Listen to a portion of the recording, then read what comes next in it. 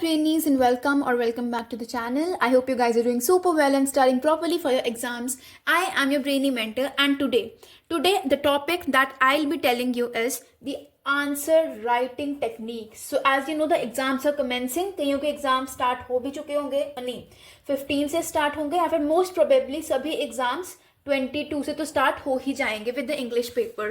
ठीक है, तो उससे पहले you should know how to frame your answers, what should be the length of your answers and how to make your question answer sheet more pre presentable.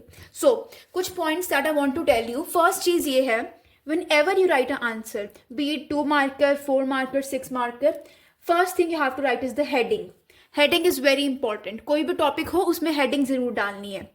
And when you right a heading, देखो for example ये कोई भी आपने heading लिख दी. For example heading होगी आपकी reasons for, जैसे for example question है what were the reasons for disintegration of the USSR. तो आप क्या लिखोगे?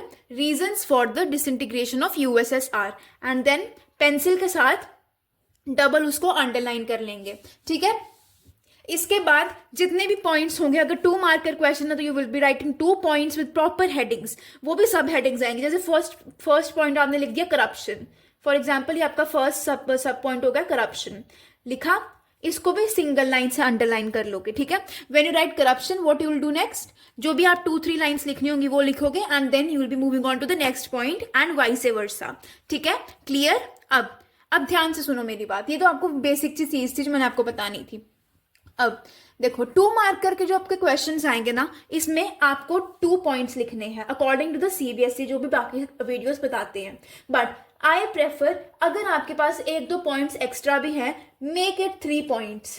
3 पॉइंट्स तो मैक्सिमम मिनिमम लिखने हैं. ठीक है, और देखो अब जब क्वेश्चन पेपर देखते हो उस पर क्या लिखा हुआ है, 50 to 60 words you have to write. ठीक है, तो आपकी आंसर शीट होगी हॉरिजॉन्टली. तो आपको पता ही आपकी आंसर शीट कैसी होगी, हॉरिजॉन्टल होगी. तो हॉरिजॉन्टल शीट के अकॉर्डिंग 5 to 6 लाइन्स में या फिर उससे थोड़ा सा ज्यादा, उतने में आपका ये 2 मार्कर क्वेश्चन कंप्लीट हो जाना चाहिए.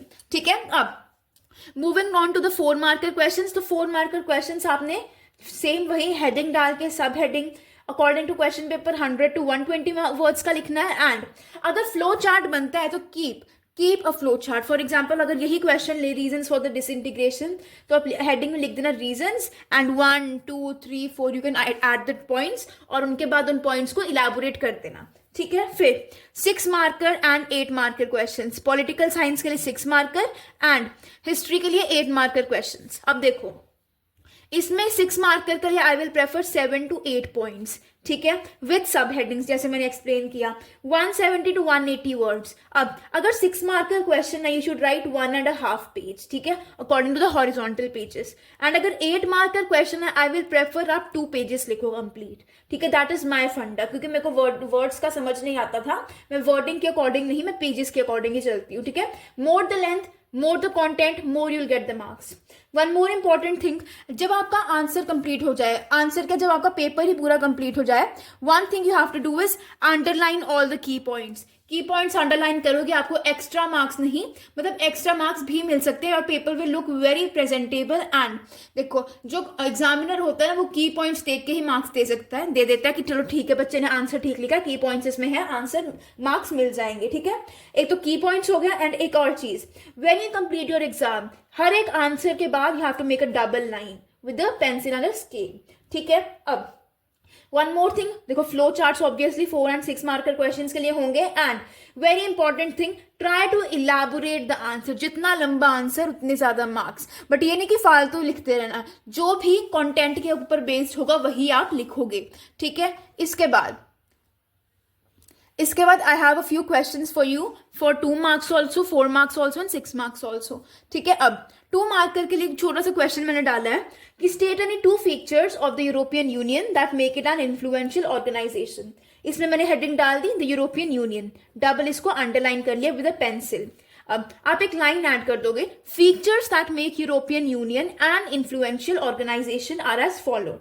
अगर आपको ये नहीं लिखना तो पहले आप थोड़ा सा यूरोपियन यूनियन के बारे में बता सकते हो and then you will be starting.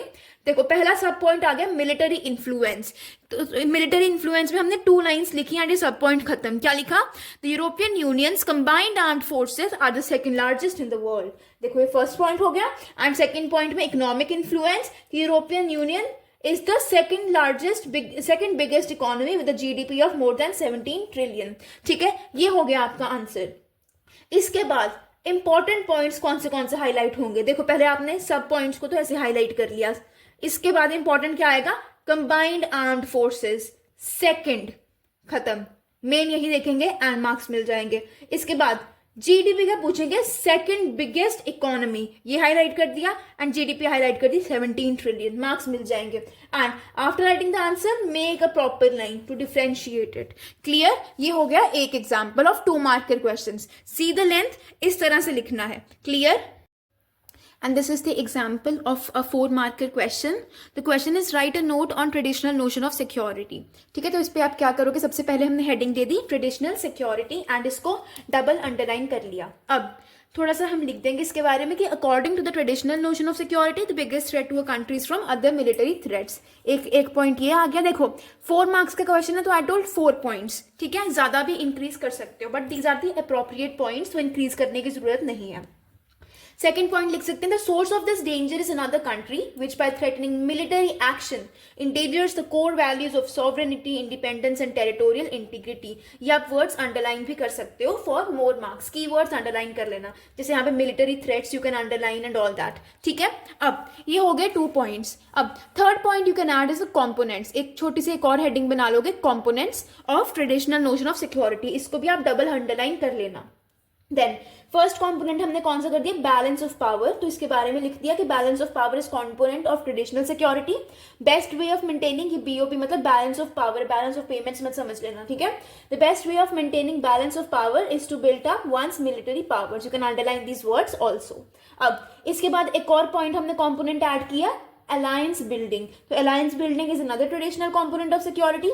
फिर हमने एग्जाम्पल ऐड कर दिया नेटो का, जो कि यूएसए ने बनाया है, एंड वॉर्सो पैक्ट जो कि यूएसएसआर ने बनाया था. ठीक है, ये हो गया हमारा एक क्वेश्चन 4 मार्कर. अब moving on to the 6 marker question, जो कि आपको थोड़ा लेंथी लिखना है. ठीक है, तो ये 6 मार्क का क्वेश्चन है. This is divided into 2 parts. First part में पूछा गया कि what is meant by security. Second part में है evaluate the role of any 4 new sources of threat to security. तो 4 सोर्सेज ऑफ थ्रेट बोल रहा है ना, तो मतलब ये वाला पार्ट तो हमारा 4 मार्क्स का हो जाएगा और बाकी 2 मार्क्स इस क्वेश्चन के हो जाएंगे, what do you mean by security. तो 2 मार्क्स में मैंने ये लिख दिया सिक्योरिटी के बारे में. सिक्योरिटी हेडिंग डाली, डबल अंडरलाइन करके सिक्योरिटी के बारे में देखो.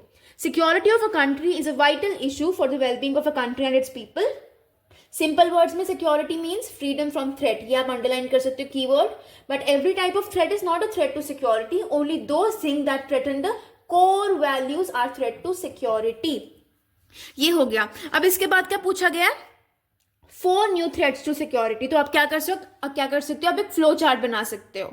ऐसे देखो, I made a flow chart जहां पे मैंने हेडिंग लिख दी new sources of threat. And कौन से सोर्सेज ऐड कर दिए, terrorism, human rights, global poverty and migrants. अब इन्हीं को ही आपने एक्सप्लेन करना है using the headings and the sub headings, वो भी करना है. अब देखो, हेडिंग तो हमने दे दी थी सिक्योरिटी, ये हमारी सब हेडिंग्स है, इसको हम सिंगल लाइन से अंडरलाइन करेंगे. पहला हमने किया टेररिज्म. तो टेररिज्म के बारे में थोड़ा लिख दिया. क्या लिखा, terrorism is a serious threat to human security. Terrorism involves unlawful activities to achieve the desired objectives. Terrorism refers to violence which targets civilians deliberately and indiscriminately. Bomb blast, hijacking, etc. are all acts of terrorism. ये जो मैंने words underline किए हैं, देखो ये important words ही है ना in this point, तो इसके भी आपको marks मिल जाते हैं. ठीक है, इसके बाद सेकेंड आता है ह्यूमन राइट्स का. तो in the majority of countries of the world human rights are not available. Violation of human rights is also a threat to human security. ठीक है, ये भी आप लिख सकते हो, ये पॉइंट आ सकते हैं इसमें.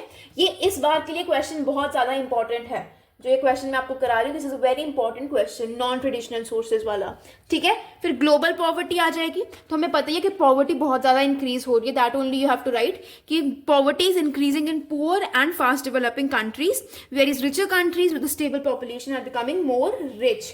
ठीक है, लास्ट पॉइंट हमने माइग्रेंट्स का लिखा. सबसे पहले हमने डिस्क्राइब किया माइग्रेंट्स होते क्या होते हैं. The people who voluntarily leave their home countries, जो अपना घर खुद छोड़ते हैं in search of a good education और गुड स्टैंडर्ड ऑफ लिविंग, उसके लिए इनको बोलते हैं migrants. And migrants are also creating problems for human security. Clear, बस यही था इंपॉर्टेंट आंसर राइटिंग टेक्निक्स के बारे में.